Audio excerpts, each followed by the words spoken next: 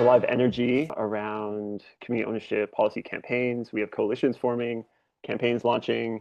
We're running into obstacles in many cases. But even so, there have been some major achievements, some big wins at the state and local level. We've spoken to a lot of community ownership organizations, and I'm talking about community land trusts, housing cooperatives, resident-owned communities, community investment trusts, and similar models.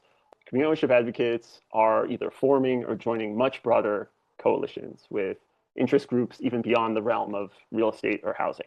One key piece that was shared was the importance of long-term relationship building. At the most successful versions of these diverse coalitions, folks were building trust with other stakeholders for years before they joined forces on a campaign. And of course, it comes with complications as well, right? This can be difficult to maintain the unity of a diverse coalition. And doing so requires skilled leadership, bridge-building leadership that's able to translate policy or policies between different stakeholders that are maybe coming at it from different angles, using different language.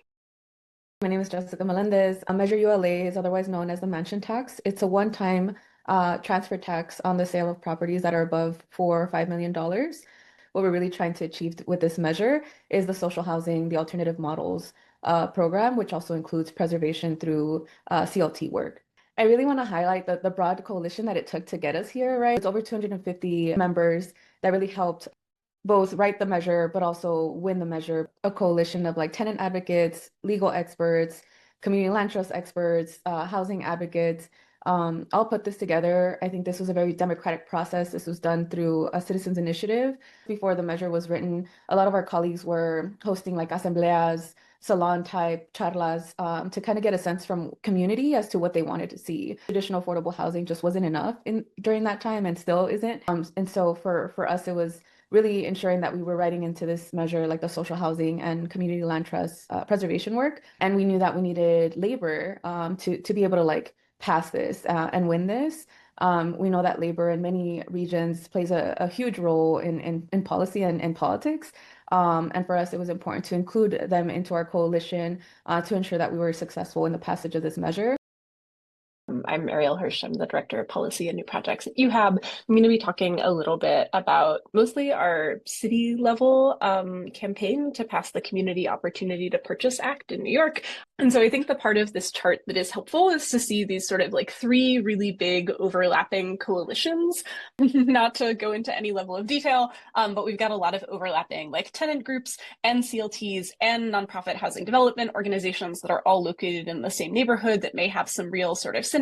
We had sort of a real ramp up in political opportunity in the fall to pass the legislation, and we were able to pass it in December with a lot of real estate pushback and backlash to the bill, but we worked very closely with our local housing agencies and with city council sponsors and with a wide network of partners, including tenant organizing groups, but far, far beyond that, to pass the bill. It was unfortunately vetoed by our former mayor, Eric Adams, right before he left office. And we have a really strong base of support to get the bill reintroduced and think about what's next.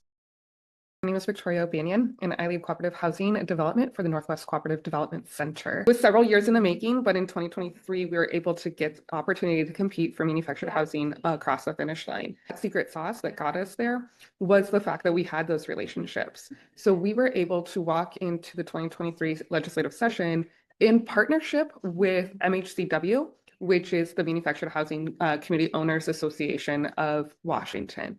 We did the same thing in 2025. And it's these deep partnerships with really unlikely bedfellows, the Landlord Association, that have created a really successful program. The program today, Manufactured Housing Community Residents, the residents form cooperatives and have purchased about 25% of all sold parks since opportunity to compete has gone into effect. Not a little